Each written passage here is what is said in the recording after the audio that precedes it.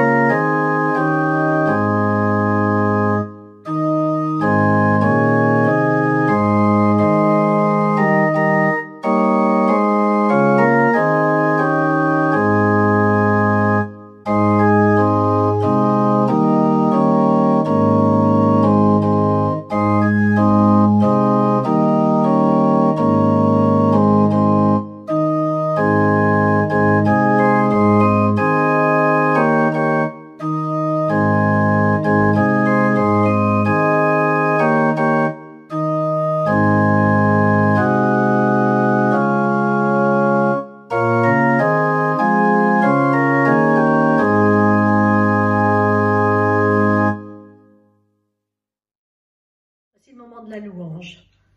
Pour la louange, nous allons lire le psaume 34 et des versets 2 à 9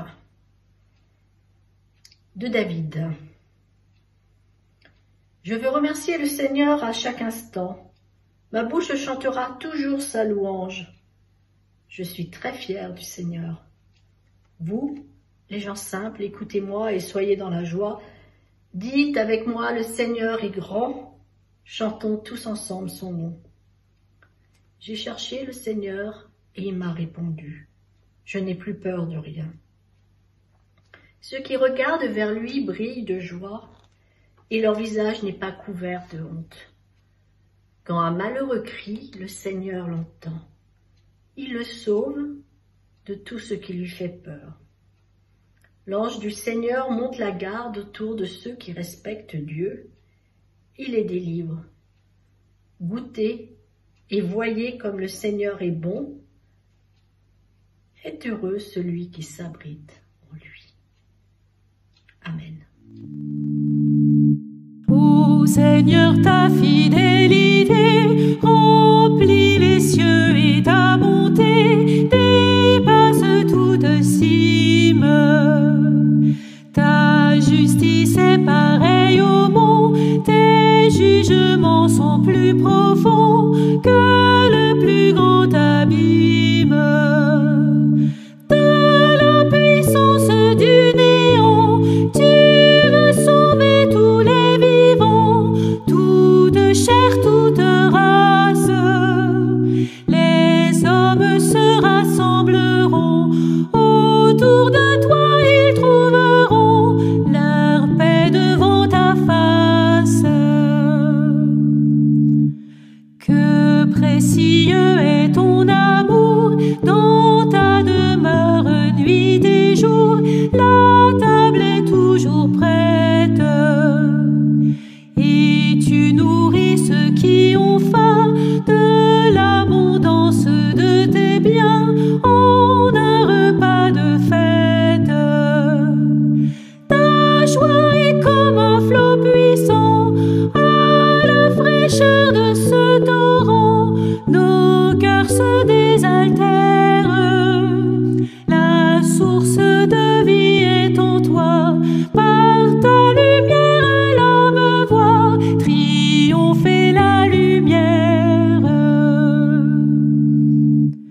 Maintiens ta grâce aux hommes droits, donne à celui qui vient vers toi l'appui de ta justice. Garde-moi de tomber aux mains de ces méchants, de ces hautains, de peur que je faiblisse. Car ils voudraient chasser les tiens, les séparer de leur soutien, de leur seule assurance. C'est fait, tu les as renversés, ils ne pourront se relever. Gloire à ta délivrance.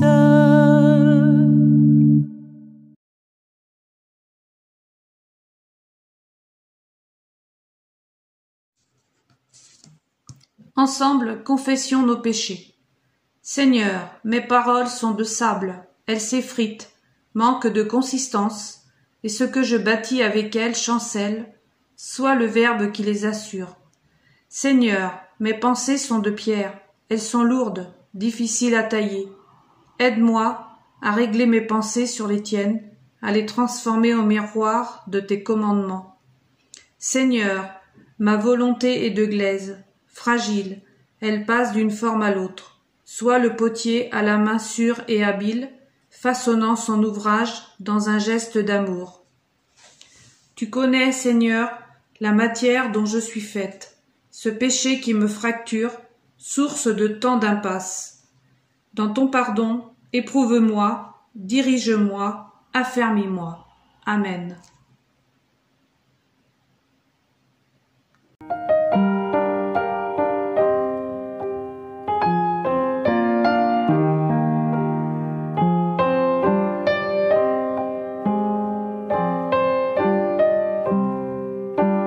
Oh, prends mon âme, prends-la, Seigneur, et que ta flamme brûle à mon cœur.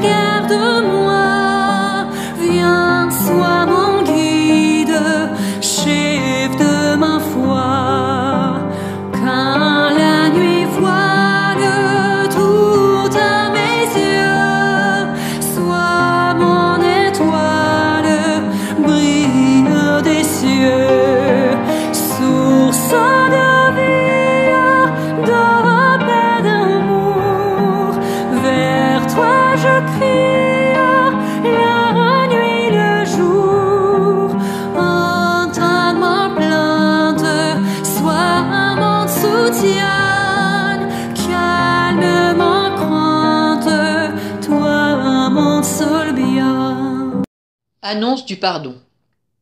Comme un fardeau lourd à porter, nos fautes nous encombrent, elles nous empêchent d'avancer.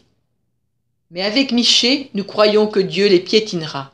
Michée chapitre 7, verset 19. Ce mal dont nos actes témoignent travaille nos pensées, colle à notre peau. Nous croyons avec le psalmiste que Dieu, comme le levant est loin du couchant, mais loin de nous nos offenses. Psaume 103, verset 12. Ainsi, Dieu est juste pour nous par son amour. Par l'intermédiaire d'Ésaïe, au chapitre 43, verset 25, il proclame « Je suis tel que j'efface, par égard pour toi, tes révoltes, que je ne garde pas tes fautes en mémoire. » Ce que les prophètes ont annoncé s'est accompli pour nous en Jésus-Christ. Fils bien-aimé de Dieu, sceau de son pardon, notre paix. Disons-lui notre reconnaissance.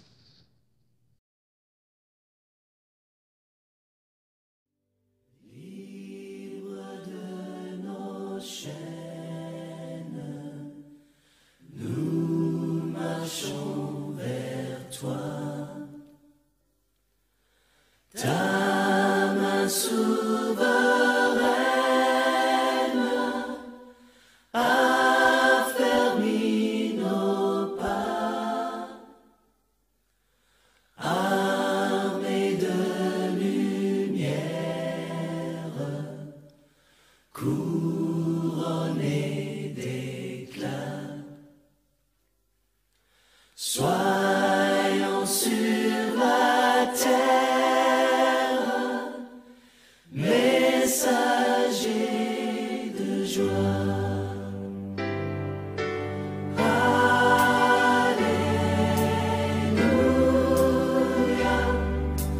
que ton règne vienne. Maranatha,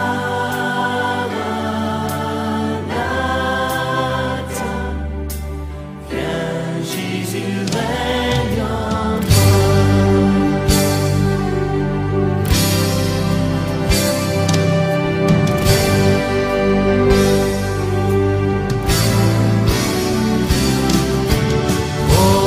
proclamons sa grâce au creux de la nuit. Recherchons sa face au cœur de sa vie. Célébrons sa gloire, bannissons la peur, chantons sa victoire.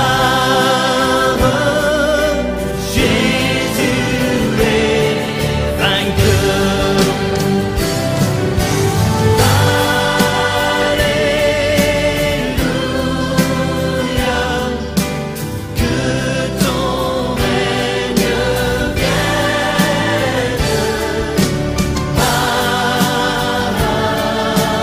Maranatha, viens Jésus, règne en moi. Alléluia, que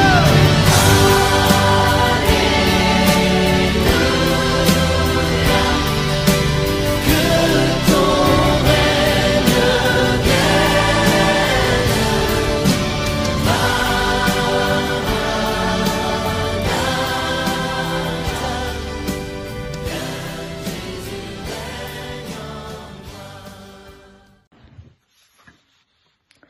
Trois textes nous sont proposés pour ce dimanche. Le premier, c'est un épisode de la vie du prophète Élie. Donc, on le trouve au chapitre 19 du premier livre des rois. C'est les versets 4 à 8. Marie-Odile va nous le lire. Le deuxième texte du jour est dans une épître de Paul, celle que l'apôtre Paul a écrite aux Éphésiens, donc 3 versets du chapitre 4. Et le troisième texte, celui de l'Évangile, nous n'allons pas le lire, vous pouvez tranquillement le lire chez vous, donc c'est les versets 41 à 51 du chapitre 6 de l'Évangile de Jean. vous verrez que même si on ne va pas le lire ensemble, vous verrez, il est fait mention de ce que Jésus a dit à ses disciples dans cet extrait de l'évangile de Jean. Mais avant de lire ensemble et de méditer ensemble les Écritures, nous prions pour qu'elles deviennent vraiment pour nous paroles de vie. Père, ta parole est pour nous ferment du royaume et germe d'espérance. Que par ton esprit nous la recevions avec simplicité et avec joie. Que cette parole nous fasse porter les fruits que tu attends. Nous te le demandons par Jésus-Christ notre Seigneur. Amen. 1 Roi, verset 19, 4 à 8. Quant à lui, il alla dans le désert, à une journée de marche. Il s'assit sous un genêt et demanda la mort en disant « C'en est trop. Maintenant, Éternel, prends ma vie, car je ne suis pas meilleur que mes pères. » Il se coucha et s'endormit sous un genêt. Or, voici qu'un ange le toucha et lui dit « Lève-toi, mange. » Il regarda, et il y avait à son chevet un gâteau sur des pierres chaudes et une cruche d'eau. Il mangea et but, puis se recoucha. L'ange de l'Éternel vint une seconde fois, le toucha et dit « Lève-toi, mange, car le chemin serait trop long pour toi. » Il se leva, mangea et but. Avec la force que lui donna cette nourriture, il marcha 40 jours et 40 nuits jusqu'à la montagne de Dieu à Horeb. Les plus attentifs d'entre nous auront peut-être identifié deux mots qui ont été saupoudrés ici et là dans la liturgie de ce matin. Ce sont les mots colère et haine. Et la prédication de ce matin va porter sur combattre l'engrenage de la colère et de la haine. À l'issue d'un petit déjeuner au travail, au moment où les miettes des croissants traînent encore sur la moquette et on n'a pas d'aspirateur, j'ai pris une serviette en papier pour ramasser ces détritus. Alors, un de mes collègues s'est mépris sur mon geste et a cru que j'allais envoyer ces miettes sous le meuble. Et une remarque affusée du style « C'est bien protestant que de cacher les miettes sous le tapis ». Vous imaginez ma réaction contre ce cliché. Plus de 10 ans plus tard, avec connivence, il nous arrive encore, mon collègue et moi, de nous rappeler ce souvenir.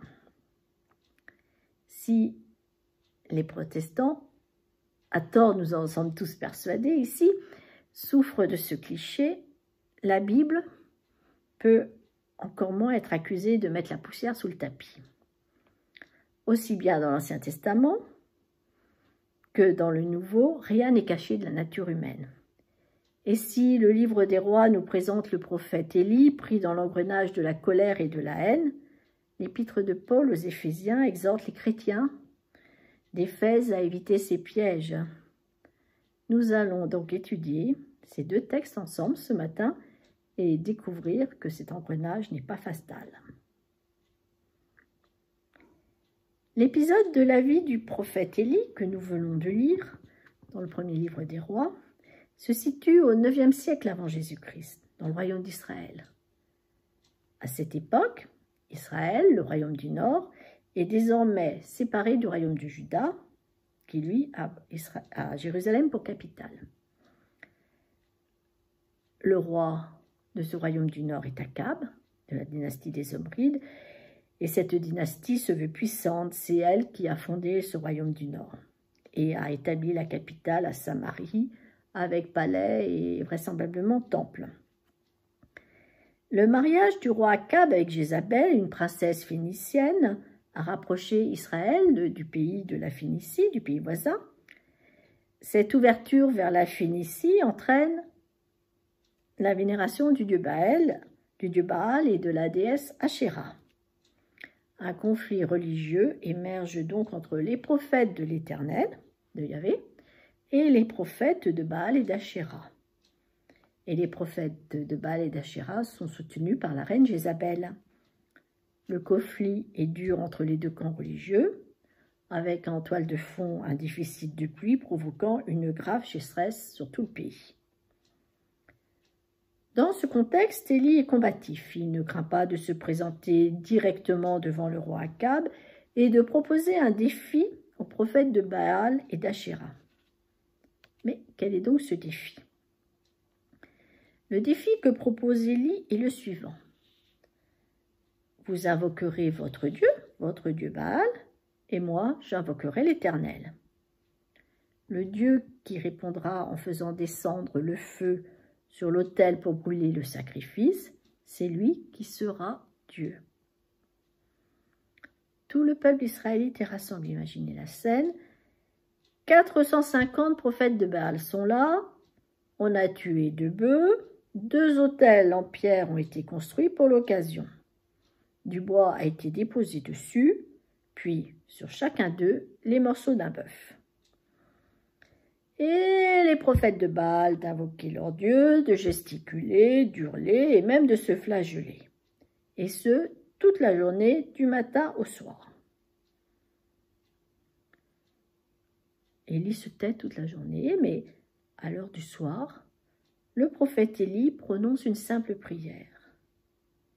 Et le feu du ciel descend, consume la viande, le bois, les 12 pierres de l'autel, et réduit en vapeur une rigole creusée dans la terre et remplie d'eau. Donc, c'est le Dieu d'Élie qui a mis le feu à l'autel qui avait été construit pour Élie. Les Israélites sont convaincus par cette démonstration. Ils reconnaissent donc que c'est l'Éternel qui est le Dieu d'Israël. Mais ce prodige n'est pas suffisant pour Élie. Élie ordonne au peuple de massacrer tous les prophètes de Baal, 450. Ensuite, une période de pluie va succéder à la sécheresse. Une relation positive est renouée entre le roi et le prophète Élie. Élie, rempli de force par l'Éternel, nous dit même la fin du chapitre 18 du premier livre des rois, court devant le char du souverain lorsque celui rejoint son palais à Jizréel. Mais tout va se gâter à nouveau avec la colère de la reine Jézabel. Elle menace une fois de plus de tuer Élie. Et nous arrivons alors au texte du jour que nous a lu Marie-Odile. Élie a perdu tout son aplomb. Élie a quitté son pays, le royaume du Nord, pour se réfugier au pays de Juda et gagner le désert. Il n'a plus la force d'affronter la reine Jézabel. Au contraire, il déprime, culpabilise et a des pensées suicidaires. Imaginons-le, après une journée éreintante de marche dans le désert, assis sous un genêt, en train de ressasser des pensées morbides. Maintenant, Éternel, prends ma vie, car je ne suis pas meilleur que mes pères. Je ne suis pas meilleur que mes pères. La culpabilité ronge Élie. Peut-être que sa conscience lui rappelle les 450 prophètes qu'il a fait massacrer. On serait intranquille à moins. Surtout, Élie est au cœur de tout un réseau de haine. Haine de la reine Jézabel envers le prophète Élie et haine réciproque d'Élie pour la reine Jézabel et ses prophètes. Nous ne sommes pas ici dans un dialogue interreligieux, ni même dans un débat d'idées. On est dans un affrontement frontal. À défaut de tolérance, on massacre. Élie répond à la haine par la haine. Oui, Élie n'est pas meilleur que ses pères. Laissons Élie un instant au pied de son genêt et regardons du côté de l'épître de Paul aux Éphésiens. L'extrait, ou plutôt le paragraphe judicieusement choisi de cette lettre par ceux qui établissent la liste des lectures des dimanches et fêtes, nous fait faire un saut de 900 ans environ dans le temps. L'apôtre Paul est dans une situation similaire à celle d'Élie. Paul a subi la haine pour avoir proclamé sa foi, ses convictions religieuses. Paul n'a pas fui, mais a accepté d'en référer à l'empereur romain. Et c'est même en tant que prisonnier pour sa foi qu'il écrit de Rome à la communauté chrétienne d'Éphèse qui est située dans l'actuelle Turquie. Paul a rappelé aux Éphésiens, dans les chapitres précédents, que tout homme fait le mal. L'apôtre Paul l'exprime de la façon suivante. Nous tous aussi, nous étions de leur nombre, et nous vivions autrefois selon les convoitises de notre chair, accomplissant les volontés de la chair et de nos pensées, et nous étions par nature des enfants de colère comme les autres. Si Élie n'est pas meilleur que ses pères, les Éphésiens ne sont pas meilleurs que les autres. Mais quel espoir propose Paul? Relisons le verset 30. C'est ce que nous avons lu tout à l'heure en guise de volonté de Dieu. Le Saint-Esprit est la garantie que le jour viendra où Dieu vous délivrera complètement du mal. En corollaire de cette libération de Paul, se fait le porte-parole, quelle éthique de vie est possible? Relisons le verset 31. Chassez loin de vous tout sentiment amer, toute irritation, toute colère, ainsi que les cris et les insultes. Abstenez-vous de toute forme de méchanceté. Et terminons par le verset 32. Soyez bons et pleins d'affection les uns pour les autres. Pardonnez-vous réciproquement, comme Dieu vous a pardonné par le Christ. C'est parce que Dieu les a pardonnés en premier que les chrétiens d'Éphèse doivent, en retour, chercher à vivre en harmonie entre eux. Revenons à Élie au pied de son genêt. Et imaginons l'espace d'un instant que le prophète Élie tombe sur cette lettre de l'apôtre Paul,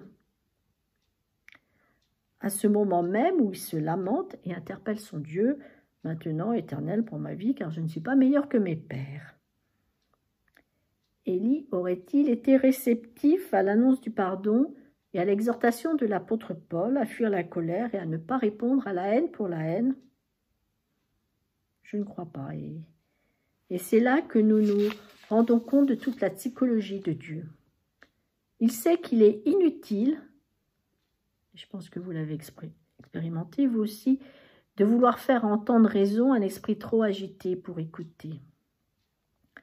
L'Éternel n'assène à Élie ni félicitations pour avoir su lui rester fidèle en dépit de la haine de la reine Jézabel, ni reproche pour sa colère et sa violence.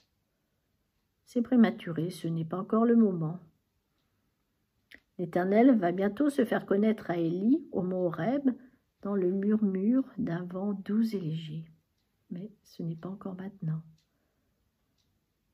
De même que l'Éternel sait ce dont son prophète a besoin à ce moment-là, son prophète a besoin juste d'une galette cuite sur une pierre chaude et d'une cruche d'eau.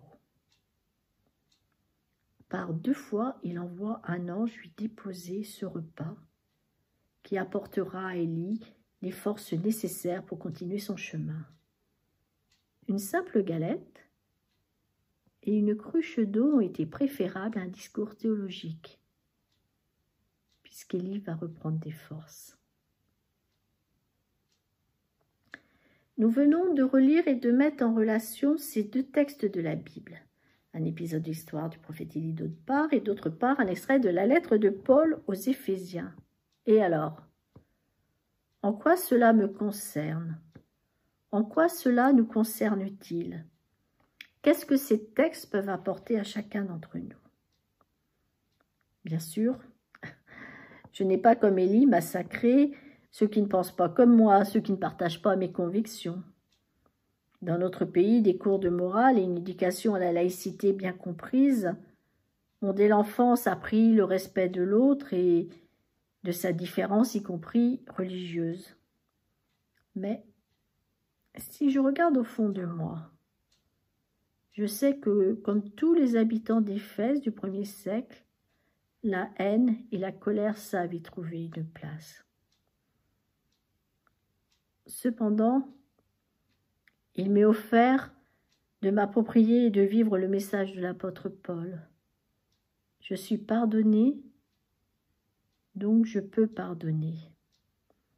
La grâce de Dieu est toujours première. C'est parce qu'il m'a aimé le premier que je suis appelé à éliminer de ma vie tout ce qui me ronge, chasser de moi tout sentiment amer, toute irritation, toute colère, ainsi que les cris et les insultes, et de m'abstenir de toute forme de méchanceté.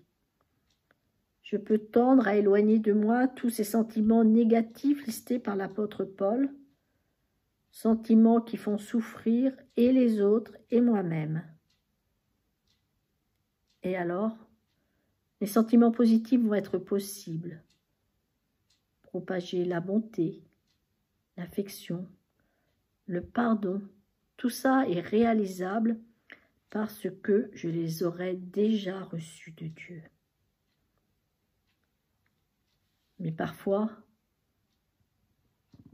quand la haine et la colère débordent, obnubile mon esprit, quand celui que je côtoie n'est plus le prochain que l'Évangile me demande d'aimer, malgré tout comme moi-même, mais que ce prochain s'est mué en un ennemi qui ne veut plus de moi dans son champ de vision, voire son champ d'action, je sais que je peux malgré tout compter sur Dieu. Et pour me donner la force d'avancer, une galette cuite sur une simple pierre chaude et une cruche d'eau me sont offertes, comme elles ont été offertes à Élie. De l'eau, du pain. Où trouver cette eau? Où trouver ce pain? Cette eau et ce pain se trouvent en Jésus-Christ. C'est lui l'eau vive qui désaltère, et c'est lui le pain de vie. Alors, désaltérons-nous à la source d'eau vive de ces paroles que nous trouvons dans les évangiles, et reprenons nos forces à la vie qu'il a accepté de donner pour nous, lui qui n'a pas répondu à la haine par la haine, aux coups par les coups. Il a accepté la mort même de la croix, tout en continuant à prier pour que Dieu pardonne à ses bourreaux. Oui, Jésus-Christ est vraiment la source d'eau vive et le pain de vie. Alors, dans nos déserts, couchés sous un genêt, regardons là, près de notre tête. Il y a une galette et une cruche d'eau qui nous attendent. Allons, levons-nous pour manger et boire. Cette nourriture nous donnera des forces. L'engrenage de la haine et de la violence est brisé. Nous avons la certitude que Dieu nous délivrera du mal. Amen.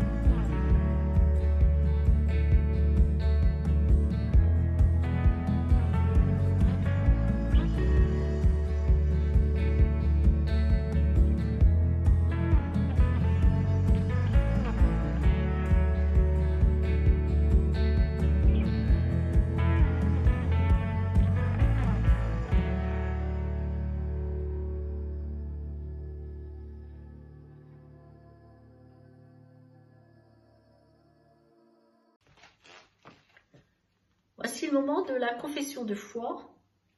Et pour dire ensemble notre confession de foi, je vous propose de nous appuyer sur une confession de foi proposée par Julien Petit. Cette confession de foi s'appelle « Fondement ». Je crois en Dieu.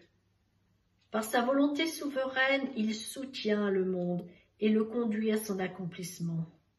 Contre tout défaitisme et toute fatalité, contre les aveuglements du progrès, il m'offre une alliance vivante parce que fidèle. Je crois qu'il n'y a pas d'autre fondement à poser que celui qui est déjà posé, Jésus-Christ. Il me dit « va » et il donne à ma vie une sûre direction. Il me dit « demeure » et j'apprends à m'enraciner en lui.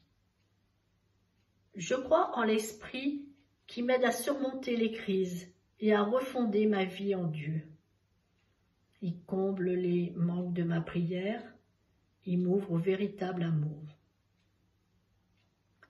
Je crois que l'Église vit une réforme permanente et qu'ainsi seulement elle peut rester fidèle à l'Évangile qui la fonde.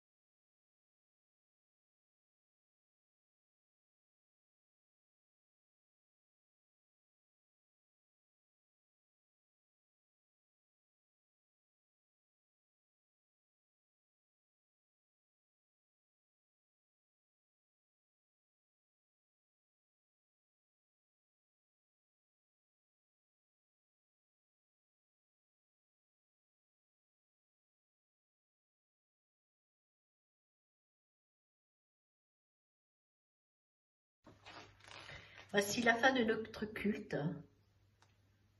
D'abord l'envoi, puis la bénédiction, puis nous chanterons ensemble une même bénédiction qui est au cantique 67-81, que la grâce de Dieu soit sur toi. Béni soit Dieu, il nous a donné sa parole lors de ce culte pour que nous l'entendions. Lui, le pain de vie, prépare pour chacun de nous une galette cuite sur une simple pierre chaude. Lui, la source de vie, prépare une cruche d'eau fraîche pour nos déserts. Allons donc, guidés par lui, sur nos chemins, avec nos sœurs et avec nos frères, avec toute la création, dans l'audace du service, loin de toute haine et de toute colère. Le Seigneur vous bénit et vous garde. Le Seigneur fait resplendir sur lui sa lumière et vous accorde sa grâce. Le Seigneur tourne sa face vers vous et vous donne sa paix. Amen. Bonne semaine. Que la grâce de Dieu soit sur nous.